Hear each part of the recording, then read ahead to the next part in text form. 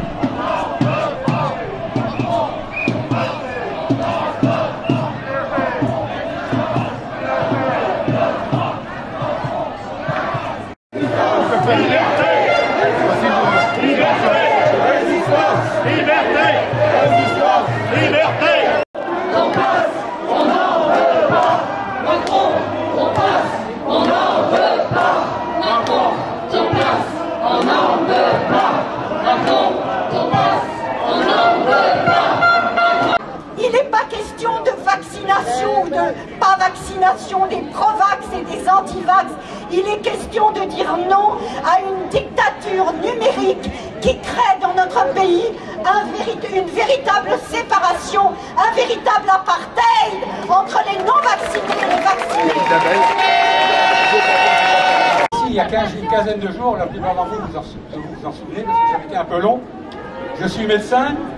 Et nous avions écouté à la fin de mon intervention, souvenez-vous, le chant de la résistance, c'était magnifique. Dernière petite information, le professeur Montagnier, que j'ai eu l'occasion de côtoyer, vient d'évoquer, il y a 8 jours, une énorme erreur stratégique qui impacte l'avenir même de l'humanité. Il préconise d'abandonner et refuser la vaccination obligatoire au profit des traitements précoces de la maladie et d'autres choses que je ne vais pas développer ici. Donc même des instances les plus écoutés au monde, comme certains prix Nobel, dont Montagnier, appellent à la raison.